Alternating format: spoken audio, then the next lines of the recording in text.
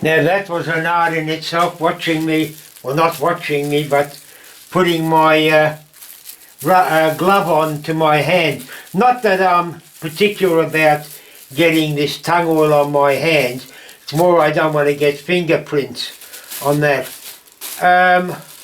Again, I don't know if any of you do this, but I usually just keep my brushes live in the last coating of the tung oil I did. And then it's just a case of going through and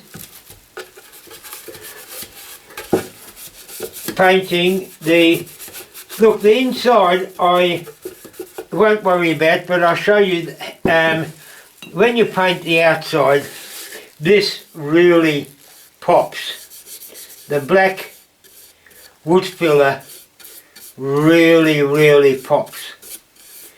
I love it.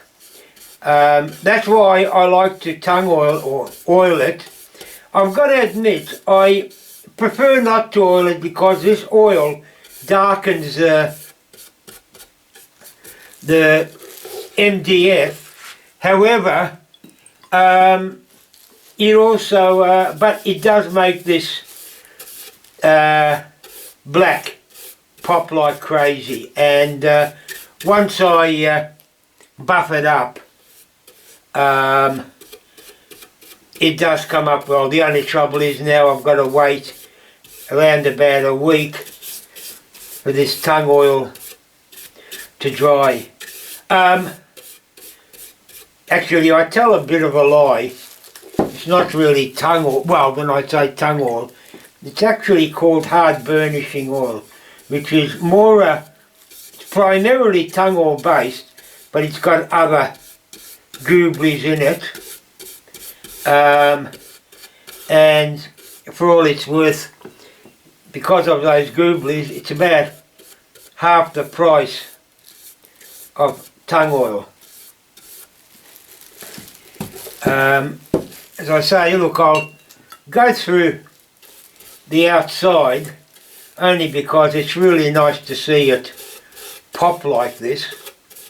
The inside and the bottom, well, as you can see, there's nothing magical about it. I don't even bother to wipe off the excess after a few minutes because MDF really soaks up tung oil or oil. Now, whether I give it another coat, I don't know. I just think it could be just probably a waste because it's more the wax buffing that tends to preserve it. And again, it's only a puzzle that's probably going to be given away for free. So if I sold it, it might be a different story. But there you have it. I mean, that really pops.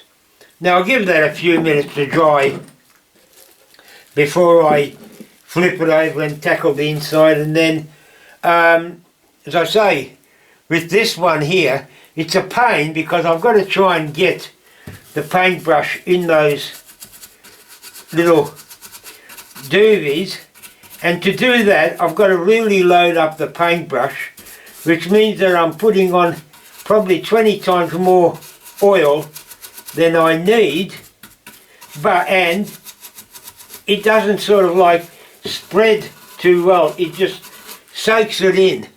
So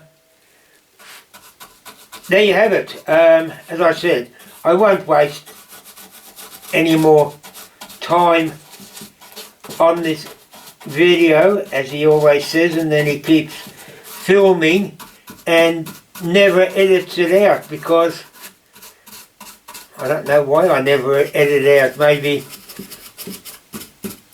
I don't know why. There you have it. Okay, I'll cut it short. Okay, job finished. Take off these gloves. Oh, taking off is easy. But as I said, you know, putting them on to accommodate this crab finger, clawed finger crab. And throw the paintbrush into one of the fingers of the glove wrap it around. I usually try and find the rubber band, or I put it something over it to hold it down. Lock this up. Throw the old glove out and basically sit back and admire it. Although, as I say, it's going to take about a week or so before I can then buff it and play with it. But I think it looks quite reasonable. And there you have it. Next you'll see is probably, I don't know whether I'll go through the buffing. God, I've done enough videos on buffing of it. But probably the next will be is showing you how it works or solving it.